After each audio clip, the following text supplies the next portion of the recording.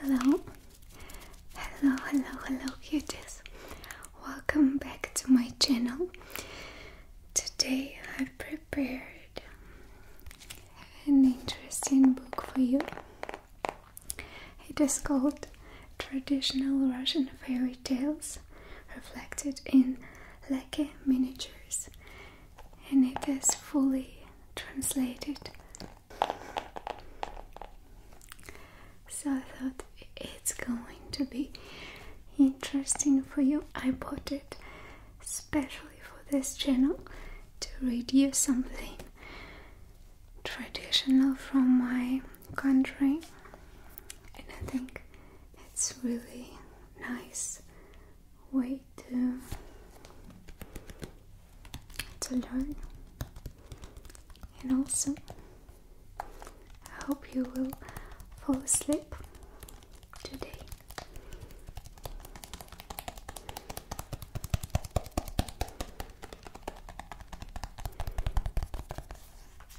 It has a lot of very beautiful pictures.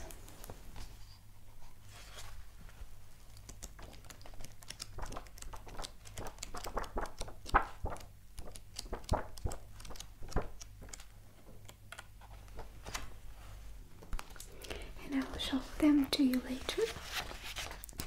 Today I want to read a fairy tale called At the Bike's Behest.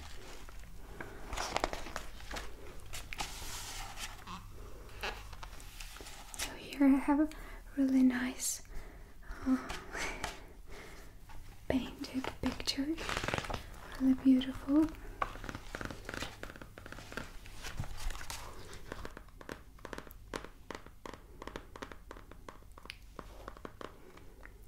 So I will start. At the Bike's Behest. There was once an old man who had 3 sons. 2 of them were bright fellows. The third, called Yemela, was a bit of a fool. While his brothers worked, Yemela spent his days lying on the stove and took no interest in anything. One day, Yemela's 2 brothers had gone to the market, and their wives decided to send him for water. "Fetch some water, Yemela." But he called down from the stove, "I don't feel like it." "Fetch some water, or you won't get anything tasty when your brothers come back from market." "Oh, all right then." Yemela climbed down off the stove, pulled on his coat and boots, took a couple of buckets and an axe, and went down to the stream. He broke a hole in the ice, filled the buckets, and put them on the bank. He looked into the hole in the ice and spotted a pike in the water. He dropped down and somehow managed to catch hold of the pike and pull it out. "This will make fine fish soup." Suddenly, the pike spoke to him in a human voice. "Yemela, put me back in the water. I shall be of use to you." Yemela just laughed. "Now, how can you be of use to me?" "No, I'll take you home, and my brother's wives can turn you into soup." "You'll make fine soup." The pike begged him again. "Yemela, oh Yemela, put me back in the water, and I shall do everything you ask." "Very well, but first prove that you are not deceiving me. Then I'll let you go." The pike replied, "Yemela, tell me what you want just now." I want the buckets to take themselves home and not spill a drop of water." The pike replied, "Remember these words, and when you want something, just say, 'At my request and the pike's behest.'" Yemela repeated after him, "At my request and the pike's behest. Buckets, take yourselves off home." As soon as he had spoken, the bucket stirred and headed back up the slope. Yemela slid the pike back into the water and followed the buckets. The buckets passed through the village, and everyone who was about stopped and stared. Yemela walked behind, grinning. The buckets went into the house and sat themselves down on the bench, while Yemela climbed back onto the stove.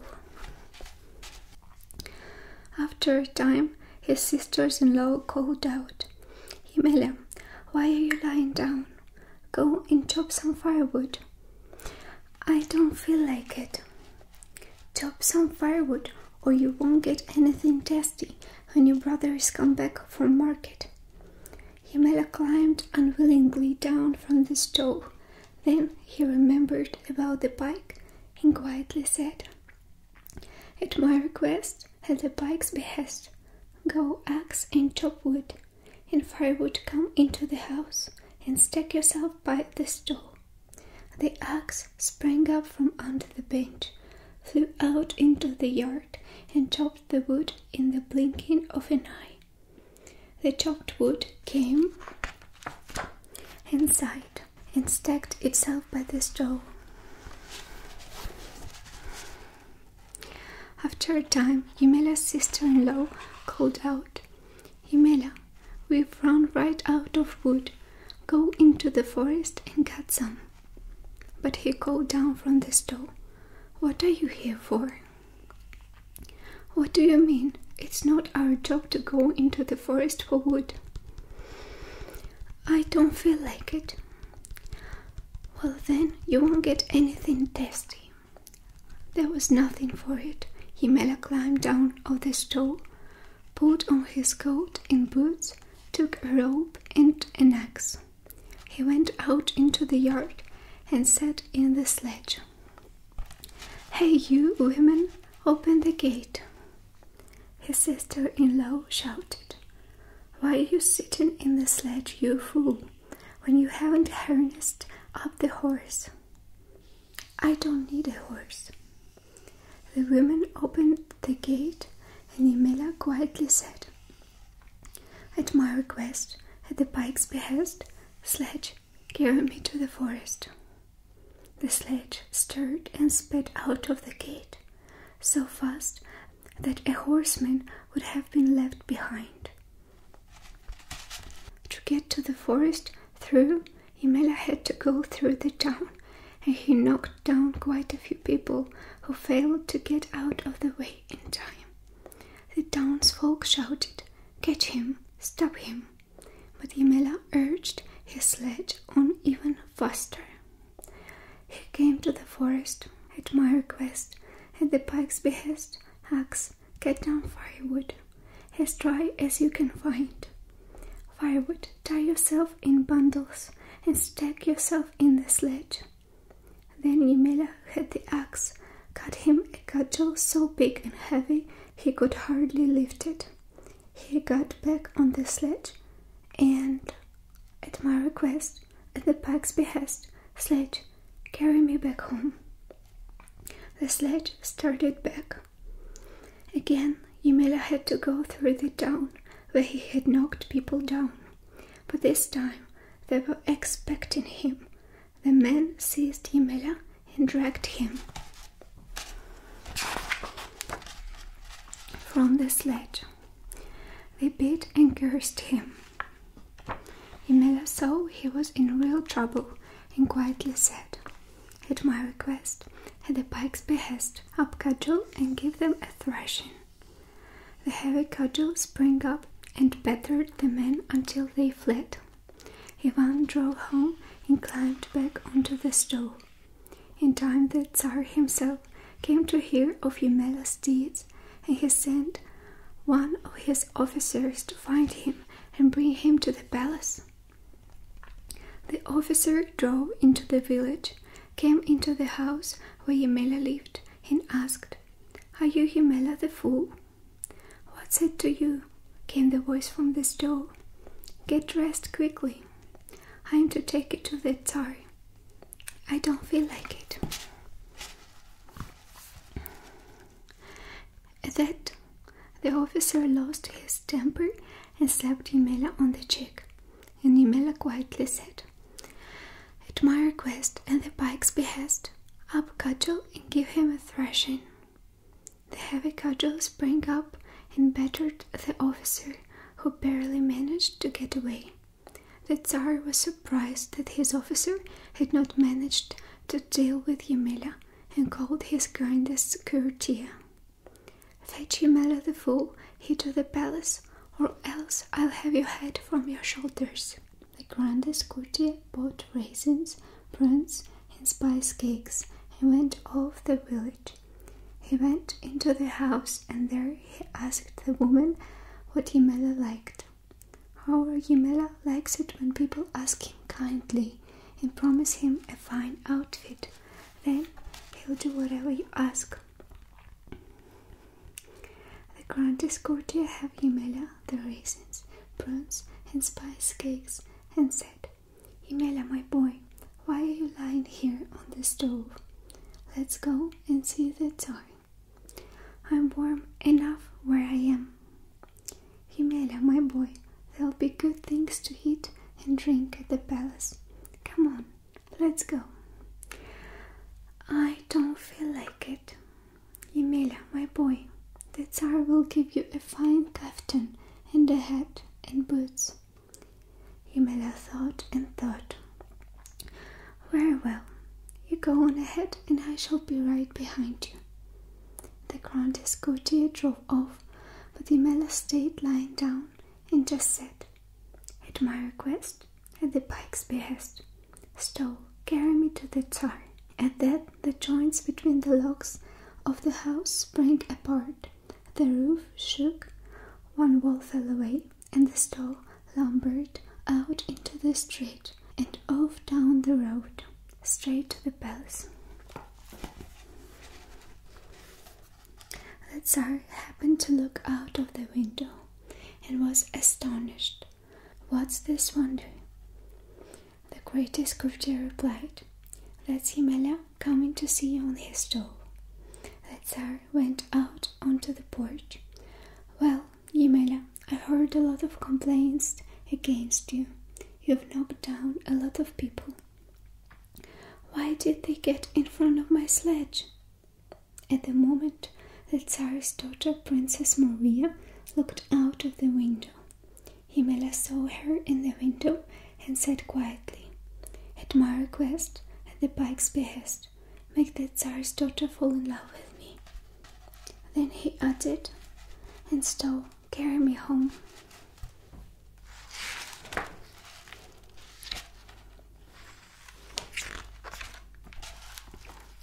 The Stow turned around and went back home. It entered the house and settled back in its place. Ymela carried on lying there as before. Meanwhile, the Tsar's palace was full of sights and tears. Princess Maria was pining for Ymela. She said she could not live without him and begged her father to let him marry him. Greatly disturbed and irritated, the Tsar called his grandest courtier once again. "Go and fetch Ymela here, alive or dead, or else I'll have your head from your shoulders."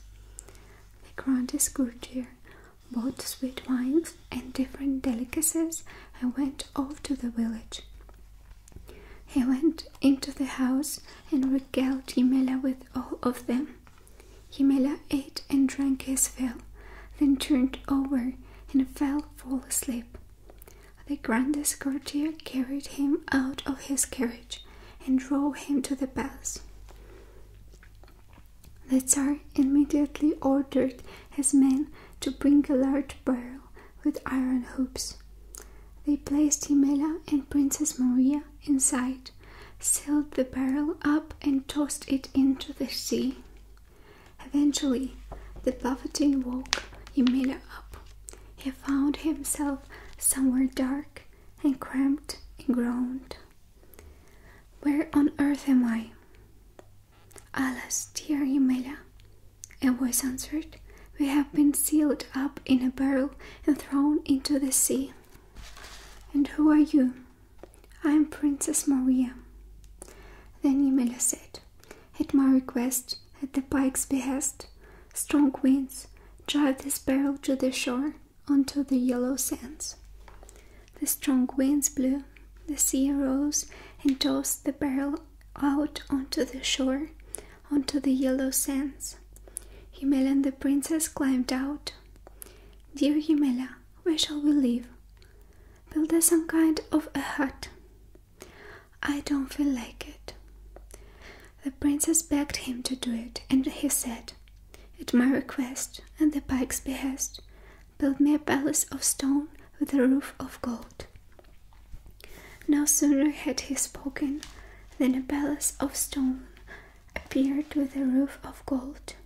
All around it was a green garden full of flowers blooming and birds singing. Princess Maria and Yumela went inside and sat by one of the windows. "Dear Yumela, couldn't you become handsome?" Yumela did not stop long to think. "At my request, at the pike's behest, turn me into a fine figure of a man, a sight for sore eyes." And Yumela became fairer in face and body than can be imagined or described. Just then the Tsar was out hunting when he noticed a palace standing where there had been nothing before. "Who has dared to build a palace on my land without my permission?" And he sent some of his courtiers to find out. The messengers rode into the garden and called up to the window. Yumela leaned out and said, "Ask the Tsar to come and be my guest. I shall tell him everything myself." The Tsar accepted the invitation. Yumela met him, conducted him into the palace, and brought him to the dining room. They sat down to a feast. The Tsar ate and drank, marveling all the time. "But who are you, my fine young sir?" "You remember Yumela the fool who came to see you on the stove, and you had him and your daughter sealed up in a barrel and thrown into the sea? I am that same Yumela. In the fancy it takes me, I can burn and ruin your whole kingdom." The Tsar was terrified at that and began begging forgiveness. "Marry my daughter, dear Yumela. Take my kingdom, only spare me." There was a great feast to which everyone was invited. Yumela married Princess Maria and began to rule the kingdom. Now the tale has all been told. If you listened well, you are as good as gold. So that's it. This is the first fairy tale. I hope you like it.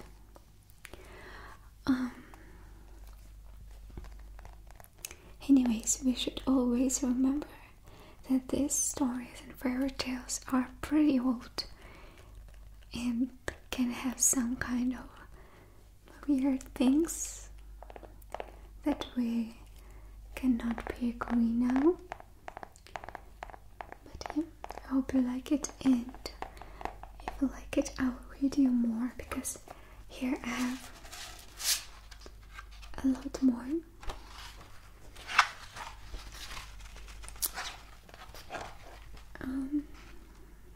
A lot of different fairy tales, and I will see you next time. Good night.